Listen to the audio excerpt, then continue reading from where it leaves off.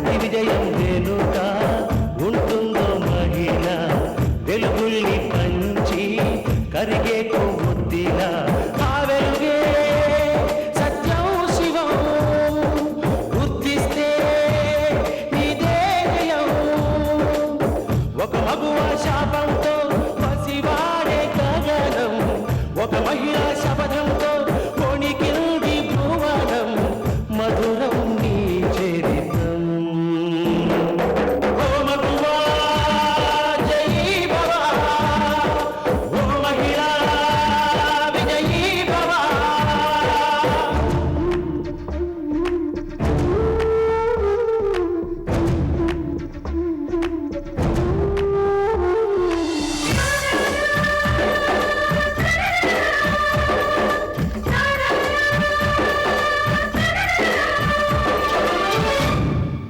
ఒట్టి మాటతో ఒక్కనాటికి రాదు రాదు జయము చిత్తశుద్ధితో చెమట ఊచితే అందదా విజయము పిడుగురాలిన అడుగు ముందుకు వేయుడే ధైర్యము మనసు చూపిన మార్గ మొదలక సాగని పయనము అంతులేనిది నీ సహనము సాటి లేనిది నీ త్యాగము బతుకు బాటలో ఎన్ని వెతుకులాటలో మలుపు మలుపునా ఎన్ని ఆటుపోటులో గెలుపే నీ ధ్యేయం సాహసమే నీ ఆయుధం సాధించే నీ ఆశయం సాహసమే నీ ఆయుధం సాధించే నీ ఆశయం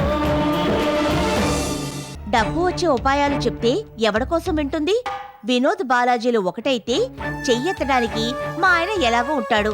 ముగ్గురు అన్నదమ్ములు త్రిమూర్తుల్లా కలిశారనుకో కళ్యాణ మండపానికి కాళ్ళొచ్చినట్టే, మన కష్టాలు గట్టెక్కినట్టే. మీ లాసులు కవర్ అవుతాయి. మా ఆయన చేత ఏదో ఒక బిజినెస్, కనీసం హెయిర్ కటింగ్ సలూన్ అయినా పెట్టించే అవకాశం ఉంది. అందుకని ముందు మన ముగ్గురు తోడికోడళ్ళు ఏకమై మన మొగుళ్లను ఏకం చేస్తే జయం మనదే. ఏమంటావ్? Okay done.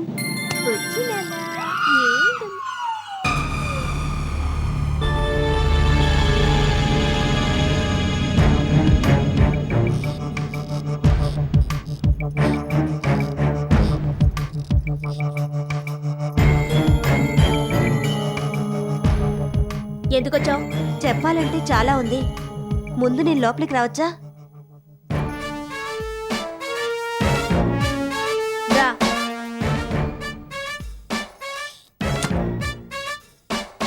అనిత, ఈ ఇంటి కోడలుగా వచ్చింది మొదలు మనిద్దరికీ చుక్కెదురే. అది నీ తప్పు కాదు, నా తప్పు కాదు. ఆ టైం అలాంటిది. ముఖ్యంగా నగలు కొనుక్కున్న దగ్గర నుంచి మన గొడవలు ముదిరి పాకాన పడ్డాయి. దానికి కారణం ఏమంటావ్? డబ్బనిత. డబ్బు మూలంగానే మనం సిగపట్ల వరకు వెళ్ళాం. మీ ఆయన మా ఆయనకి డబ్బివ్వాలి, ఇచ్చే పరిస్థితి లేదు.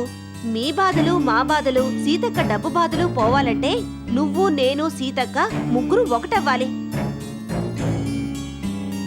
అంతేకాదనిత, మన ముగ్గురం కలిసి మన మొగుళ్ళని ఒకటిగా చేయాలి. అది చేయగలిగితే మనం అనుకున్నది సాధించొచ్చు. ఆర్థిక సమస్యల నుంచి తేలిగ్గా గట్టెక్కొచ్చు. సీతక్క నేను ఈ విషయం మాట్లాడుకున్నాం. నువ్వు ఒప్పుకోవడమే తరువాయి. సీతక్కేమో బావగాన్ని ఒప్పించింది, మా ఆయన్ని నేనొప్పించాను. మీ ఆయన్ని నువ్వొప్పించాలి. మనమంతా ఏకమై మీటింగ్ పెట్టుకోవడానికి ఈ ఇంట్లో కుదరదు. ఎక్కడో మనం అందరం కలుసుకోవాలి. ప్లేసు టైము సీతక్క చూసుకుంటుంది. నువ్వు మాత్రం మీ ఆయన్ని ఎలాగైనా ఒప్పించి మీటింగ్ ప్లేస్ కి తీసుకురావాలి. మన సమస్యలు మనమే పరిష్కరించుకోవాలి. లేదంటే మొత్తం అందరం బాధలు పడాల్సి వస్తుంది. పేరుకి కోడళ్లమే గాని పెద్దలు ఎక్కడ చచ్చింది మనకి? పని మనిషి భాగ్యానికి కొత్త చీపురు కట్ట ఇవ్వాలన్నా అత్తయ్య గారి అనుమతి కావాలి. గట్టిగా గాలి పీల్చుకోవడానికి కూడా స్వతంత్రం లేని బానిస బతుకులు అయిపోయాయి. అత్తయ్య గారికి భయపడాలి, బామ్మగారికి భయపడాలి, ఇందుకి భయపడాలి, బలరాం బాబాయికి భయపడాలి. చివరికి మన నీడల్ని చూసి మనమే భయపడాల్సిన స్థితికొచ్చాం. నువ్వు మీ ఆయన్ని కొట్టినా, నేను మా ఆయన్ని తిట్టినా ఈ 4 గోళ్ల మధ్య కీచులాట్లకి కారణం డబ్బే. మన తొలి సమావేశంలో కళ్యాణ మండపం అమ్మకం గురించి చర్చ వస్తుంది. మన మీటింగ్ ఎజెండాలో ముఖ్య అంశం అదే. తగిన రేటుకి దాన్ని తెగ నమ్మితే అందరి డబ్బు బాధలు తీరిపోతాయి. ఆ తర్వాత ఎవడి బతుకు వాడిది. కలిసుండి కొట్లాడుకోవడం కన్నా విడిపోయి అప్పుడప్పుడు కలుసుకోవడంలో ఎంతో ఆనందం ఉంటుంది. మన ముగ్గురం ఒకే మాట మీద ఉన్నామనుకో, అత్తయ్య గారు దిగిరాకి ఏం చేస్తారు, మనల్ని గౌరవించక ఏం చేస్తారు? అనిత, నేను చెప్పిందంతా ఈ చెవిని విని ఆ చెవిని గాని వదిలేసావా? చెప్పనిత.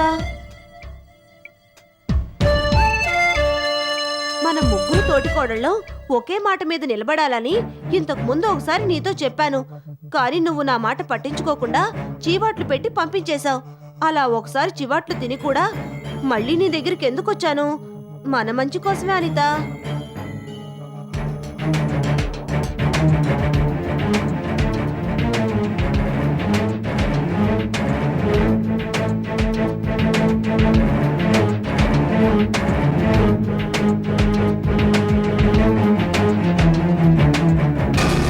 Anitha, okay done.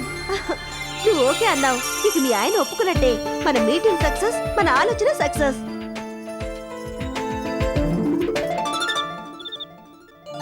ఏమండి ఏమండి ఆ ఓ బాత్రూమ్ లో ఉన్నారా? త్వరగా రండి.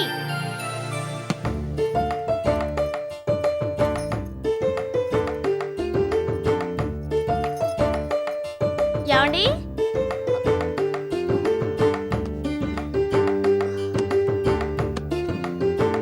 ఒరే బాబు, అమ్మకి చాలా పనుంది, డిస్టర్బ్ చేయకుండా నిద్రపో. ఉమ్? ఏమండి ముందే బాదం పాలు తాగండి. చల్లారకుండా వేడివేడిగా తాగితేనే మజా. అడిగినప్పుడల్లా నీళ్ల పాలు, అది చల్లారిపోయిన పాలు నా మొహాన కొట్టేదానివి. ఇవాళేంటి వేడివేడిగా బాదం పాలు ఇస్తున్నావు? ఏంటి విశేషం? విశేషం లేదు, సశేషం లేదు. ముందా పాలు తాగండి.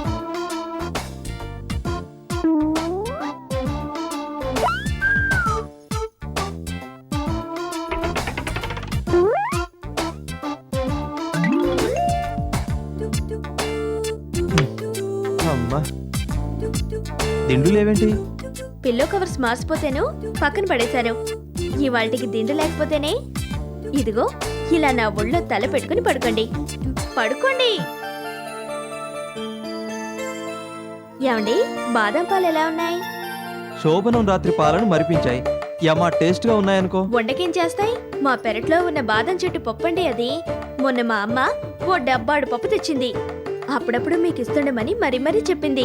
బాదం పాలు ఒంటికి మంచి పుష్టి కదండి. అనిత, నువ్వు ఇవాళ చాలా తేడాగా కనిపిస్తున్నావేంటి? పెరటి బాదం చెట్టు పప్పుతో పాలిచ్చావు, ఒళ్ళో పడుకోబెట్టుకున్నావు, ముద్దు ముద్దుగా మాట్లాడుతున్నావు. నీ వరస వాలకం చూస్తుంటే జూనియర్ ధర్మారావు గారికి చెల్లెల్ని ఇవ్వాలనుకున్నట్టుంది. దానికి శంకుస్థాపనేనా ఇది? ఛీ, పోండి. అదే అయ్యుంటుంది. ఏదైనా కావాలనుకున్నప్పుడు, మొగుణ్ణి మెల్ట్ చేయాలనుకున్నప్పుడు మీ ఆడవాళ్ళు ఇలాగే ముగ్గులోకి లాగుతారు. అబ్బే అదేం కాదండి. మరేంటో చెప్పండి. ఏం లేదండి, రేపు మీరు చోటికి రావాలి. అదన్నమాట టెండర్. బట్టల షాప్కా బంగారం షాప్కా? అబ్బా చెప్పేది వినండి. మా ముగ్గురు తోడికోడళ్ళు, మీ ముగ్గురు అన్నదమ్ములు అంతా ఒక చోట కలవబోతున్నాం. ఏమండి మాల్ని నేను కలిసిపోయామండి. ఏంటి? ఇండియా పాకిస్తాన్ ఒకటవడమా? పాము ముంగిసా ఫ్రెండ్స్ అవడమా? ఇవాళేదో ఉపద్రవం తప్పదు. ఎల్లకాలం ఎడమొహం పెడమొహంగా ఉండిపోతాం అనుకుంటున్నారా? బాదం పాలు వర్కౌట్ అయ్యాయి. మంచి వార్తే చెప్పావు. మరి సమావేశం సంగతి ఏంటి? మంచి చెడులు చర్చించుకోవడానికి, కష్ట సుఖాలు పంచుకోవడానికి, ఇక నుంచి కలిసికట్టుగా ఉండడానికి అలా కలవాలనుకుంటున్నారండి. ఇప్పుడంత అవసరం ఏమొచ్చిందని? అవసరాలు, ఖర్చులు, బాధ్యతలు పెరుగుతున్నాయి కదండి. ఒక చిన్న ఫ్రెండ్లీ గెట్ టుగెదర్ అనుకోండి. తప్పకుండా వస్తారు కదూ? వస్తాను గాని లైట్ ఆఫ్ చేసి తాగిన బాదం పాలకు న్యాయం చేయమంటావా? ఆ మీటింగ్ పూర్తయ్యాక ఈ మీటింగ్. అంటే అంతవరకు లైట్ ఆఫ్ చేయవా? చేయను. లైట్ ఉంటే నాకేంటి, నో ప్రాబ్లం. బామ్మ కాఫీ. నువ్వు తాగావా గీత? తాగాను బామ్మ. బామ్మ గుడికెళ్ళొస్తాను. ఈవేళప్పుడు గుడికి ఉంటే వెళ్ళాలనిపించింది బామ్మ. ఒకసారి బాలాజీని దర్శించుకుని వద్దామని వెళుతున్నాను. వెంకన్న బాబు గుడికా? వెళ్ళు వెళ్ళు.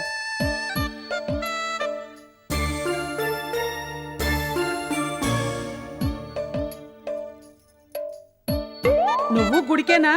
అనిత కూడా వెంకన్నబాబు గుడికని బయలుదేరింది. అనిత వెంకటేశ్వర స్వామి గుడికి వెళ్ళిందా? ఆ సంగతి నాకు తెలియదు బామ్మ. నేను శివాలయానికి వెళ్తున్నాను. ఆహా, అనితేమో వెంకన్నబాబు గుడికి, నువ్వు శివాలయానికి. వెళ్ళండమ్మా, వెళ్ళండి.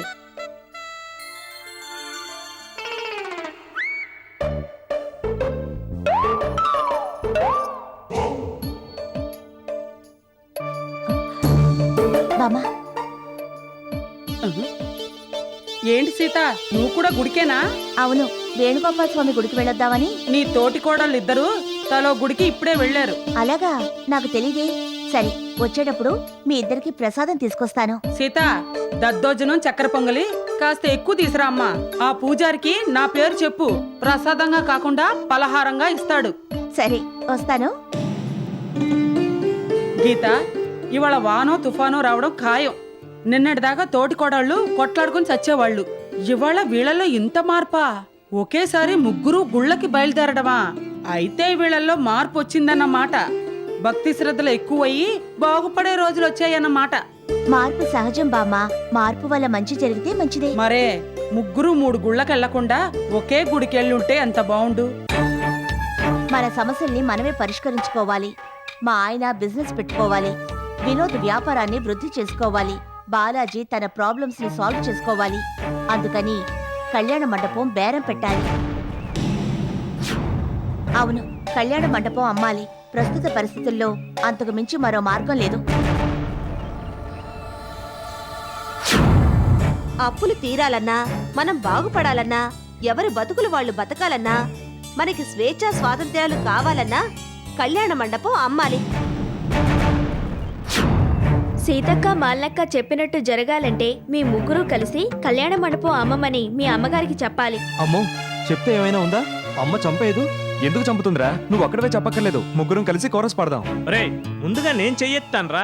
బావగారు, మీరు చెయ్యెత్తడమే కాదు, గట్టిగా వాదించాలి. వినోద్ బావా, మీ ఆర్థిక సమస్యల్ని ఏకరువు పెట్టాలి. మొత్తం ముగ్గురు మూకుమ్మడిగా కళ్యాణ మండపం అమ్మి తీరాలని పట్టుబట్టాలి. ఉడుంపట్టు పట్టాలి. అవసరమైతే ధర్నా చేయాలి. అప్పటికి అమ్మ ఒప్పుకోకపోతే? బాబుని అక్కకిచ్చి తన్నాననుకోండి, పిల్లి ముగ్గులు వేస్తూ అక్కడికెళ్ళి పడతారు. ప్రతిదానికి అమ్మ అమ్మ అంటూ. అనిత, బాలాజీ చెప్పేది కూడా పాయింటే. అమ్మడానికి అమ్మ ఒప్పుకోకపోతే? మీరన్నట్టు మీ అమ్మగారు ఒప్పుకోని పక్షంలో ఏం చేయాలన్నది నెక్స్ట్ మీటింగ్ లో ఆలోచిద్దాం.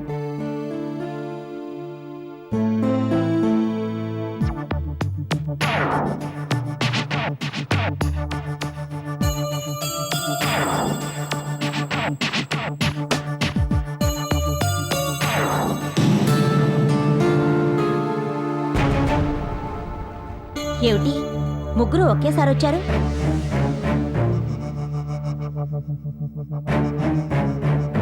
చెప్పండ్రా. రే వినోద్, నువ్వు చెప్పురా. నువ్వు చెప్పు. నువ్వు చెప్పరా. బాలాజీ, నువ్వు చెప్పు. నువ్వే చెప్పు. నువ్వే చెప్పు. నేను మాత్రం చెప్పను, నువ్వు చెప్పు. ఏంట్రా గుసగుసలు? ఎవరో ఒకరు చెప్పండి. అమ్మా, బాలాజీ నాకు 10 లక్షలు ఇవ్వాలి. నువ్వు అడిగినా కూడా తన వల్ల కాదంటున్నాడు. పెద్దన్నయ్య పని పాట లేకుండా 6 నెలలుగా ఇంట్లో ఖాళీగా కూర్చున్నాడు. ఏదో ఒక వ్యాపారం చేయాలిగా. అవునమ్మా, ఏదో ఒకటి చేయాలిగా. మా ముగ్గురు ఆర్థిక సమస్యలు చక్కబడాలంటే చక్కబడాలంటే ఏదో ఒకటి చేయాలమ్మా. ఏం చేయాలి? మన కళ్యాణ మండపం అమ్మాలి. ఏమిటి, కళ్యాణ మండపం అమ్మాలా? అందుకేనా మీ ముగ్గురు ఇలా కట్టకట్టుకొచ్చింది? ఈ పాడవలొచ్చిన మీకొచ్చిందా? ఇంకెవరైనా ఎక్కిచ్చారా? అదేవిడు మీరు నన్ను చూపిస్తావు, నాకేం తెలీదు. నేను ఎక్కించలేదని చెప్పండ్రా. అవును, మాకెవరూ ఎక్కించలేదు. మాకు అనిపించింది మేము చెప్పాం. అవునవును. ఏమిట్రా అవును? ఏరా బాలాజీ, నీకేం చెప్పాను? నీ లెక్కలు తీసుకురమ్మన్నానా లేదా డబ్బన్నా తీసుకురమ్మన్నానా? నేను చెప్పింది చేయకుండా కళ్యాణ మండపం అమ్మమంటావా? అవసరానికి అమ్మడం తప్పేం కాదుగా. ఇంతకు ముందు బేరం పెట్టావుగా. అవునవును. అప్పుడు బేరం పెట్టారని ఇప్పుడు అమ్మలా? నిజానికి అమ్మకూడదు, కానీ పరిస్థితి పీకల మీదకి వచ్చినప్పుడు. హలో మండపాక బలరాం గారు, తమరు కాస్త ఆగుతారా? ప్రతిదానికి నారదుడులాగా తయారవుతావు. ఒరేయ్, ఆస్తులు అమ్ముకోవాల్సి వస్తే మీరంతా వ్యాపారాలు చేయడం దేనికిరా? ఆస్తులు పెంచుకోవాలి గాని అమ్ముకుంటూ పోతే ఇక మనకు మిగిలేదేమిట్రా? చెల్లెమ్మా, నువ్వు చెప్పేది ఏమైనా సమంజసంగా ఉందా? ఏ పని పాట లేకుండా మాలు నింటే కూర్చోబెట్టావు, ఇంకేం సంపాదిస్తాడు? నేనేదో వ్యాపారం చేద్దామనే కదా నేను డబ్బులు అడిగాను. ఇస్తానన్నావు కానీ ఇప్పుడు వరకు ఇచ్చావా? ఆ, చేసిన వ్యాపారం చాలు, మళ్ళీ కొత్త వ్యాపారమా? అసలు దీని అంతటికి కారణం నువ్వే. అమ్మా నువ్వు ఆగు. ఒరే వినోద్, బాలాజీ, నాయుడు గారు హామీ ఉండి ఇప్పించిన డబ్బు మీ ఇద్దరే తిరిగివ్వాలి. అన్నయ్య చేసిన లాస్కి మేము ఎంత సర్దుబాటు చేయం? ఇప్పటికే చాలా ఇచ్చాం. ఇలా ఇస్తూ పోతే మా పరిస్థితి ఏంటి? మా భవిష్యత్ ఏంటి? నోర్లు ముయ్యండ్రా. అమ్మమ్మని చెప్పడానికి మీరెవరు? అమ్మమ్మ, మేము అమ్మతో మాట్లాడుతుంటే మధ్యలో నువ్వేంటి? ఈ ఇంటికి పెద్దదాన్ని, ఈ ఇంటి పరువు ప్రతిష్టల గురించి తెలిసిన దాన్ని, పైగా వాటిని కాపాడవలసిన దాన్ని. శాంతి, వాళ్ళేదో అన్నారని నువ్వేం తల ఆడించుకో. రేపు మీ ఆయనకి నువ్వేం సమాధానం చెప్తావు? నాన్నగారికి మేము చెప్పుకుంటాంలే అమ్మమ్మ. అవసరానికి అమ్మితే నాన్నగారు ఏమనరు. అవునవును. చెల్లెమ్మా, వీళ్ళెవరు? నీ కొడుకులే కదా. మీ తదనంతరం ఈ ఆస్తిపాస్తులు అనుభవించేది వీళ్ళే కదా. అలా అని అవసరానికి అమ్ముకుంటూ పోవడమేనా? ఏమిటి పిన్ని నువ్వు మరీను? ఇవాళ అమ్ముకుంటారు, రేపు కొనుక్కుంటారు. అప్పు చేసి వడ్డీలు కట్టుకుంటూ పోయే కన్నా ఏదో ప్రాపర్టీ అమ్మేసి అప్పు తీర్చడం మంచిదే కదా. చాలా గొప్పగా చెప్పేవులే. నోర్ముయ్. వేదవ సలహాలు నువ్వులు, తాగుబోతు మాటలు మాట్లాడకు. మా మావయ్య దాంట్లో తప్పే ఉంది. కళ్యాణ మండపం అమ్మాలి. అమ్మడానికి వీలేదు. అమ్మి తీరాలి. అవును, అమ్మాలి. అమ్మడం మంచిదే. మా లెక్క మాటే నా మాట. అమ్మడమే మంచిదని నాకు అనిపిస్తోంది. పాపండి, ఎవరేం చెప్పినా నా నిర్ణయానికి తిరుగులేదు. నన్ను ప్రశ్నించే అధికారం మీకెవరికీ లేదు. నీ కొడుకులుగా మాకు అధికారం ఉంది. ఉంది. అవును, ఉంది.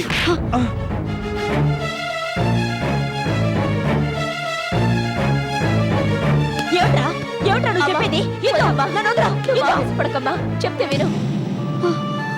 అన్నయ్య, మీరు తొందరపడకండి. ఈ గొడవ ఇక్కడితో ఆపండి. రేపు మాట్లాడుకుందాం. రేపటిదాకా ఎందుకు? అదేదో ఇప్పుడే ఇక్కడే తేలాలి. ఏమిట్రా తేలిది? అమ్మమ్మ, ఆగు. అన్నయ్య, నా మీద మీకేమాత్రం అభిమానం ఉన్నా ఇక్కడి నుంచి వెళ్ళండి. లేదంటే మా ఆయన చంపినట్టే నన్ను కూడా చంపి మీ పంతం నెగ్గించుకోండి.